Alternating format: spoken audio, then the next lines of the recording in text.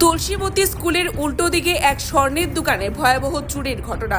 রাজ্যে বিভিন্ন প্রান্ত থেকে চুরির ঘটনা বর্তমানে উঠে আসে এবং বলাই যেতে পারে যে পুজোর সময় চুরির একটা বা চোরেদের দৌরাত্ম্য অনেকটাই বাড়তি দেখা যায় এবং সেদিকে লক্ষ্য করে তুলসীবতী স্কুলের উল্টো দিকে এক স্বর্ণের দোকানে ভয়াবহ চুরির ঘটনা আজ উঠে এসেছে। দুটি সিন্ধুক ভেঙে নিয়ে যায় স্বর্ণালঙ্কার চোরের দল।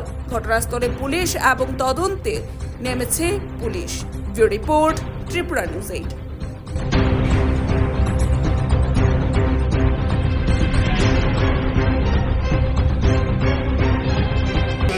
দোকান খাতা খুলছে চাপে একবার ফোন করতে আমার রাজা আসছিল সব উইলে গেল।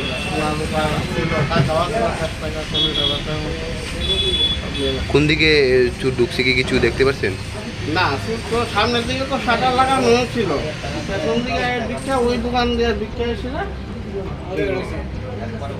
কিতে কিতে বাংসার কি নিছে? দুইটা লকার বাংলো, স্বর্ণের জিনিস ছিল, মানে 1 টাকা ছিল, রূপার জিনিস ছিল, পাথর ছিল, জলের পাথর মানুষের মানে দিয়ে গেছে বানালে ওইগুলি সব। অনেক কত টাকার স্বর্ণ নিছে আর কত টাকা ক্যাশ নিছে? 41,000 আসছিল, স্বর্ণ গয়না প্রায় 3 থেকে 3.5 করে মূল্য গেছে। সব মিলাই আর কি রূপা আছে তখন 4 করে মতো।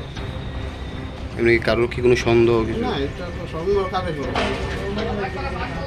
সন্দেহ তো কোনো কিছু না। আমরা দোকানে যারা কাস্টমার তারা আউটলো গায়ে আমি তাদের সন্দেহ করি। পুলিশকে কি জানানো হয়েছে? পুলিশকে টোটাল কত টাকা ক্ষতি হয়েছে মনে করেন?